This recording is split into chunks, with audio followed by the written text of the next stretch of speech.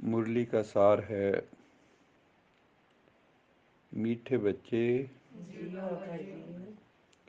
Second में मुक्ति और जीवन मुक्ति प्राप्त करने के लिए मनमना भव मध्याजी भव। बाप को यथार्थ पहचान कर याद करो और सबको बाबा का परिचय दो। मीठे बच्चे सेकंड में मुक्ति और जीवन मुक्ति प्राप्त करने के लिए दो चीजें याद रखनी है। सेकंड में मुक्ति का गायन किसका है भक्ति मार्ग में? बताओ।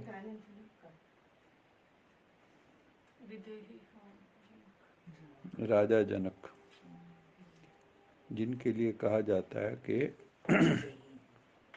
अष्टावक्र ने, क्योंकि बाकी तो सारे जितने भी वहाँ योगी तपस्वी आए हुए थे सब फेल हो गए थे।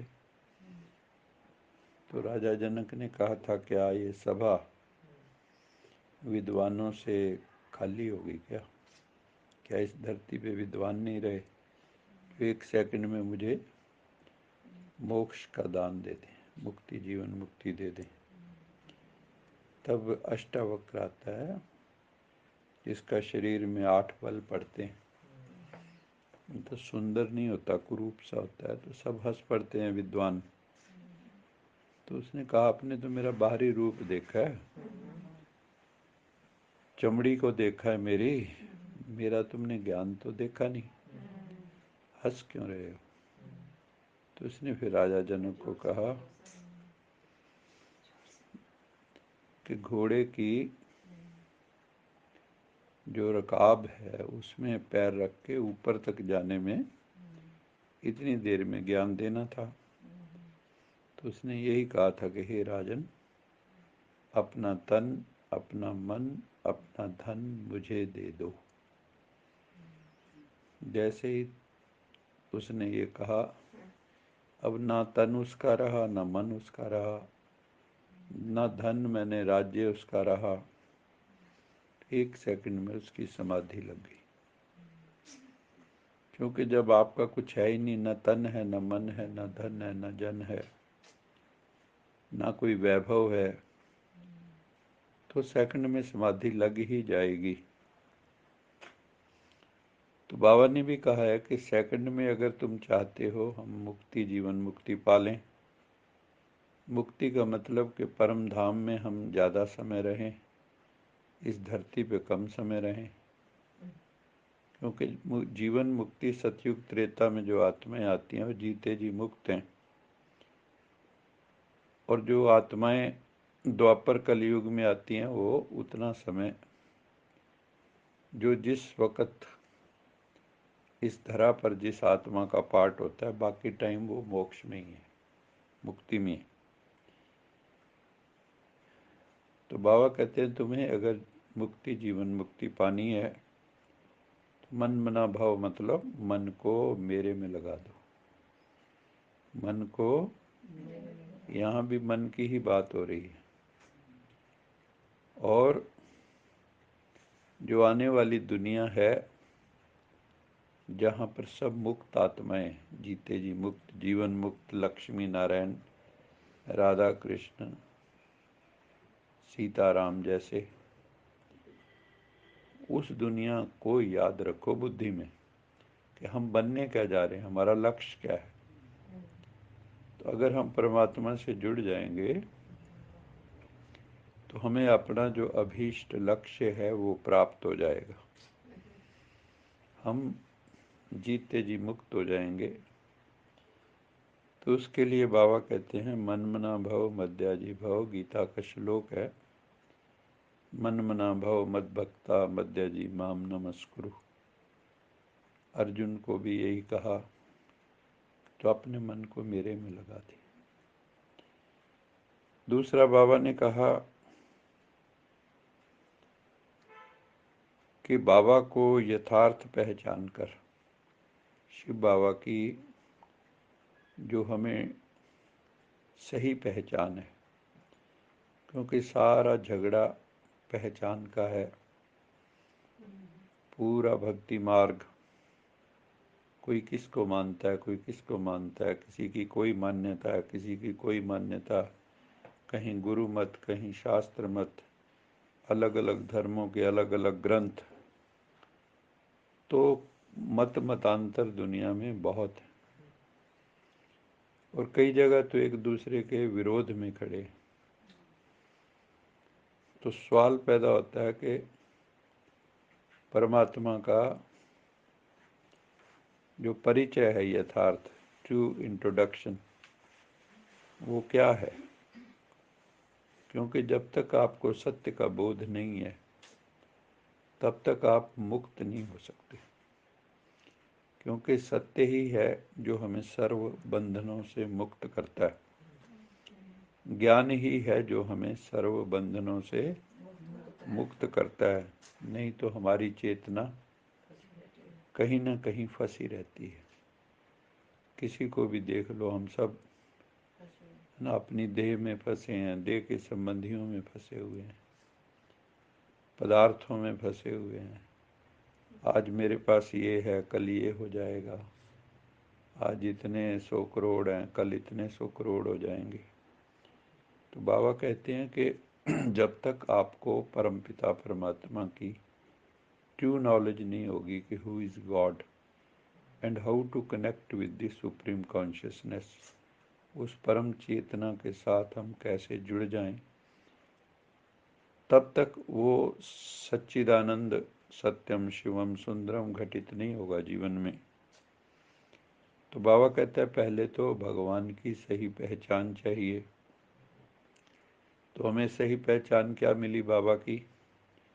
शिव बाबा की यथार्थ पहचान क्या मिली? पहले हमें पता लगा कि शिव और शंकर अलग हैं। नहीं तो अभी तक हम क्या समझते थे? एक हैं। तो शिव निराकार का प्रतीक है, जो ज्योतिर्लिंगम शिव है, उसी के ही 12 ज्योतिर्लिंगम स्थान बने हुए हैं। और शंकर जी जो हैं वो विनाश के देवता माने जाते हैं। तो ये चीज़ हमें पता लगी। और ये निराकार का प्रतीक है, क्योंकि शिवलिंग का ना आँख है, ना नाक है, ना कान है, ना मुख है, ना वो स्त्रीलिंग है, ना पुल्लिंग है, वो शिवलिंग है। शिव का चिन्ह, शिव मैंने कल्याणकारी। तो ये पहचान हमें मिली कि भगवान हमारे जैसा ही है। जैसे शरीर का पिता शरीर जैसा होता है, शरीर का पिता शरीर जैसा है। जैसे कोई घोड़ा है तो घोड़े का बच्चा घोड़े जैसा ही होगा, है ना? आदमी का बच्चा आदमी जैसा होता है। तो आत्मा जो है वो परमात्मा का बच्चा है। तो आत्मा और परमात्मा का भी सजातीय होना, एक जैसा होना, उनकी शक्ल मिलती है। तो जैसे ज्योतिर्लिंगम शिव है, ऐसे आत्मा भी ज्योतिर्लिंगम ही है, वो भी ज्योति स्वरूप ही है। लेकिन आत्मा और परमात्मा में विशिष्ट अंतर क्या है कि आत्मा जन्म मरण के चक्र में है, परमात्मा जन्म मरण के चक्र से मुक्त है। परमात्मा जन्म मरण में नहीं आता, परमात्मा किसी के गर्भ में नहीं आता, क्योंकि अगर किसी के गर्भ में आएगा तो माँ बाप उससे उच्च ठहरे। क्रिएटर बड़ा या क्रिएशन बड़ी? क्रिएटर। तो इसलिए परमात्मा का अवतरण होता है, जन्म नहीं होता। और अवतरण का हमें पता है कि कैसे होता है। प्रजापिता ब्रह्मा के तन में कैसे शिव अवतरित होते हैं, और जब अवतरित होते हैं तो हम सब आत्माओं को वो सृष्टि के आदि मध्य अंत का ज्ञान देते हैं। आज कहते हैं ना भी, अगर मान लो आपका किसी, मान लो पिक्चर है, उसमें आपका रोल है और आपको उसका आदि मध्य अंत पता ना हो, तो एक्टर हो के उस ड्रामा को ना जाने तो वो क्या कहेंगे? ऐसे ही हम कहने को सारे कह देते हैं, हम इस ड्रामा में एक्टर हैं, लेकिन इस ड्रामा का आदि मध्य अंत क्या है वो हम जानते नहीं। तो परमात्मा ने आके हमें सृष्टि के आदि मध्य अंत का ज्ञान दिया, तीनों कालों का ज्ञान दिया, तीनों लोकों का ज्ञान दिया, तीनों देवों का ज्ञान दिया, तीसरे नेत्र का ज्ञान दिया। ये सारी पहचान जो है, बाबा कहते हैं, जब तुम कर लेते हो यथार्थ परिचय, true knowledge, true introduction of God, और फिर उसको याद करते हो उसके यथार्थ परिचय से, तो सदगति होती है। अगर आप कुछ का कुछ समझ के कुछ करते रहो तो उससे रिजल्ट नहीं निकलेगा, जो एक्सपेक्टेड रिजल्ट है वो नहीं आएगा। भाव का रिजल्ट निकलेगा। आपने भावना रखी तो भगवान भावना का फल दे देते हैं थोड़ा। लेकिन जब आप यथार्थ नॉलेज रख के यथार्थ याद करते हैं, जिसको बाबा कहता है विधि, विधि पूर्वक किसी भी काम को जब विधि पूर्वक करते हैं, अगर उसकी मेथोडोलॉजी करेक्ट है तो आपका आंसर जरूर आएगा। लेकिन अगर आपकी विधि गलत है तो सिद्धि की प्राप्ति नहीं हो सकती। तो यहाँ पे विधि से सिद्धि हमें बाबा सिखाते हैं। तो बाबा कहते हैं मुझे यथार्थ पहचान कर याद करो। सबसे बड़ा काम दुनिया में है स्मृति और विस्मृति का ये खेल है। ये दुनिया क्या है? स्मृति और विस्मृति का खेल है। आप देखो, हमें पिछले जन्मों की कोई स्मृति है? और ये भी वरदान है कि पिछले जन्म भूल जाते हैं, 10 साल पुरानी बात भूल जाती है। नहीं तो अगर आप उनको सबको ढोते रहोगे तो पागल हो जाओगे। इसलिए पास्ट इज पास्ट, उसको अपने प्रेजेंट में घुसने नहीं देना। Learn from the past and move ahead. पीछे से सीखो, आगे चलो, पीछे मुड़ मुड़ के नहीं देखना। जो पीछे मुड़ मुड़ के देखते हैं तो उनके एक्सीडेंट हो जाते। तो यथार्थ पहचान कर परमात्मा को याद करो, उसको स्मृति, आत्म स्मृति, परमात्म स्मृति, है ना। पहले है आत्म स्मृति, सोल कॉन्शियस, फिर है गॉड कॉन्शियस।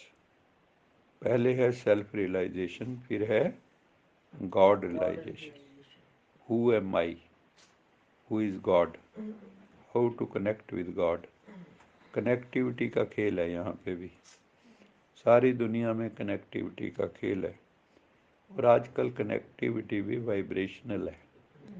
तो परमात्मा से भी जो हमारी कनेक्टिविटी है वो विचारों की वाइब्रेशन से है। तो जितने शुद्ध विचार, निर्मल विचार होंगे, उतना कनेक्शन सहज भाव से लग जाता है। और जितना हमारा पॉल्यूटेड माइंड है, मन मना भाव, मन पॉल्यूटेड है तो योग नहीं लगेगा।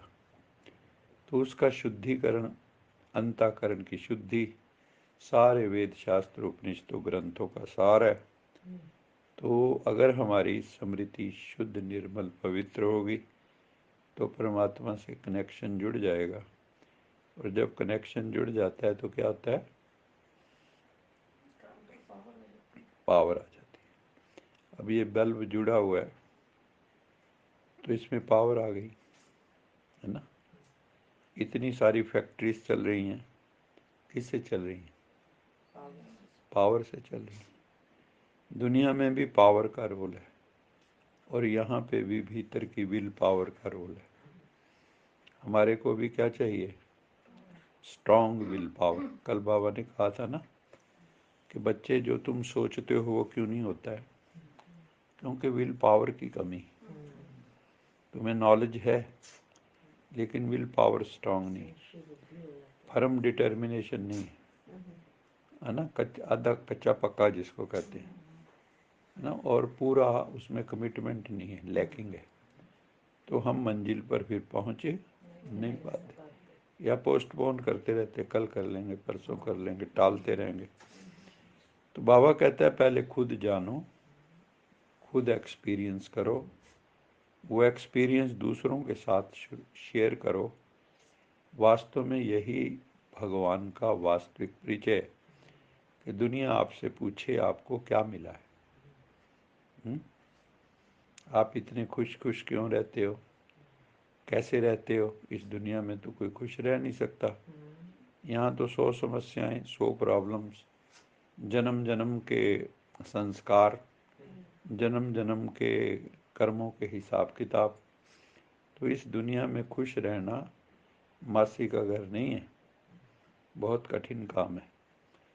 लेकिन फिर भी कोई खुश रहता है तो उसको मुबारक है। और खुश कौन रह सकता है? बाबा कहते हैं जो परमात्मा से जुड़ा हुआ है, जो हायर कॉन्शियसनेस से या सुप्रीम कॉन्शियसनेस से जुड़ा हुआ है। अगर आपका संबंध दुनिया में भी ऊंचे लोगों से है, जिनकी चेतना ऊंची है, कोई महात्मा है, कोई धर्मात्मा है, तो भी आप खुश रहते हो थोड़ा। लेकिन जो परमात्मा से ही जुड़ जाए उसकी तो फिर फुल मौज हो जाती है। कहते हैं ना, प्रभु की फुल कृपा, उस पर फुल कृपा हो जाती है। अच्छा, मीठे मीठे सिखिलद बच्चों प्रति याद प्यार, गुड मॉर्निंग रूहानी बाप की रूहानी बच्चों को नमस्ते। हम रूहानी बच्चों की रूहानी मात पिता बाप दादा याद प्यार, गुड मॉर्निंग, गुड नाइट और नमस्ते। सदा रहो कहीं नहीं बन जाओ, बांध लो अपने, चलो प्रभु के